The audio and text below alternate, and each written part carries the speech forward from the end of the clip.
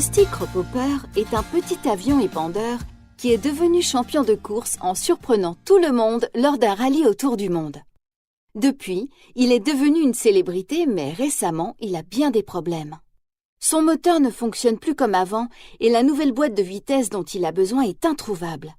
Cela signifie qu'il ne sera plus capable de concourir. « Si tu entres dans la zone rouge, ta boîte de vitesse lâchera », l'avertit Dottie, sa mécanicienne. C'est un coup dur pour Dusty, mais aussi pour ses amis de Propwash Junction qui l'adorent. Dusty ne veut pas abandonner. Une nuit, il tente de se prouver qu'il est encore un champion. Il vole toujours plus vite jusqu'à ce qu'il perde le contrôle et s'écrase près de l'aéroport de la ville. Le vieux Mayday, le camion de pompiers, n'arrive pas à éteindre l'incendie car ses tuyaux usagés sont pleins de trous.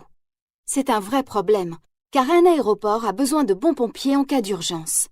L'aéroport de Propwash Junction risque désormais d'être fermé. « Je crois bien que ma carrière de pompier est derrière moi », dit tristement Mayday. Il n'y a qu'une solution. Puisque Dusty est celui qui a provoqué l'accident, il décide de devenir pompier et d'aider Mayday.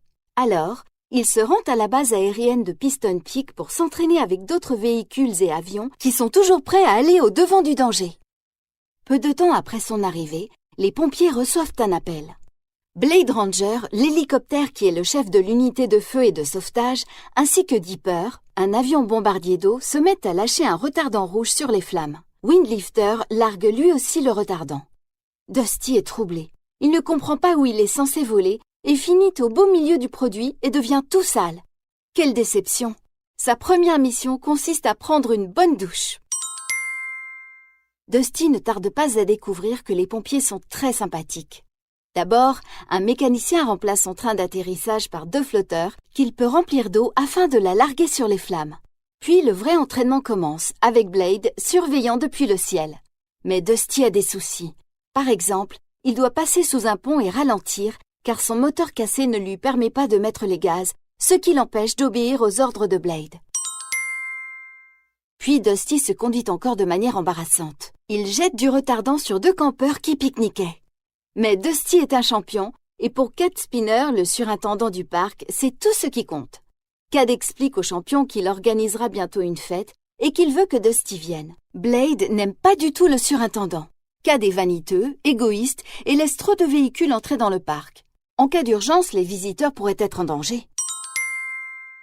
D'ailleurs, un énorme incendie se déclare dans le parc. « Faites le plein !» ordonne Blade. Et même si Dusty n'est pas un vrai pompier, il se porte volontaire pour aider. Cette fois, il réussit sa mission. Ses collègues qui travaillent au sol sont encerclés par les flammes, mais le champion largue le retardant avec précaution et les sauve. Blade est très fier de lui, mais ne le montre pas, comme d'habitude. C'est sa façon d'être. Le soir tombe et Dusty se rend à la fête de Cad avec ses amis. Le chalet où se tient la réunion est magnifique, mais tout le monde sait que pour qu'il soit aussi beau, Cad dépense beaucoup d'argent alors qu'il pourrait l'utiliser pour améliorer l'unité de feu et de sauvetage. En fait, Cad s'en fiche pas mal du parc. Il ne pense qu'à sa carrière et à rencontrer des célébrités. Voilà pourquoi il veut qu'on le voie en compagnie de Dusty, qui est un célèbre champion de course. Le jour suivant, l'alarme retentit à nouveau. Dusty et les autres se lancent à l'action, mais cette fois, il s'agit de 2 feux dans le parc et l'un d'eux menace le chalet.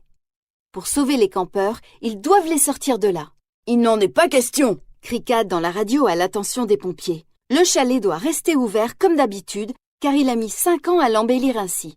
Il ne veut pas le fermer. Pendant ce temps, les pompiers travaillent dur. Dusty remplit ses réservoirs d'eau, mais un peu trop, et il n'arrive plus à décoller. Le courant l'emporte vers une cascade.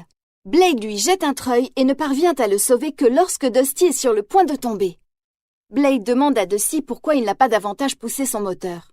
Après s'être remis de ses peurs, Dusty lui révèle la vérité. Son moteur est cassé et il va devoir rentrer à la maison car il ne peut plus continuer comme ça. « Mais tu es venu ici pour devenir un soldat du feu !» lui dit Blade pour l'encourager. « Tu veux sauver des vies? Combien en sauveras-tu si tu abandonnes ?» Blade a raison.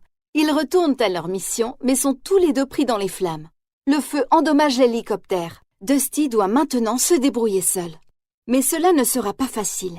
Les véhicules ont enfin commencé à quitter le chalet, mais ils sont nombreux et les flammes prennent de l'ampleur.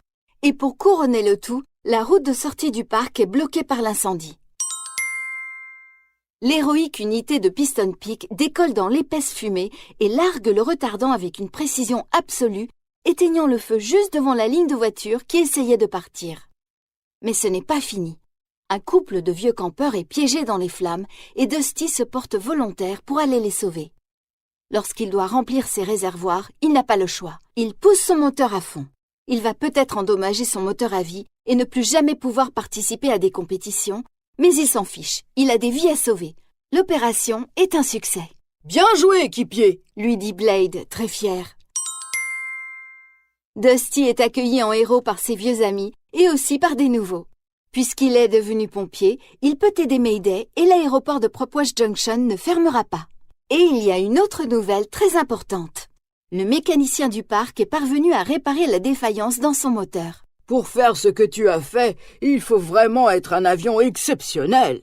dit Mayday à Dusty. Et il a raison. Dusty peut désormais voler dans le ciel à toute allure car il est...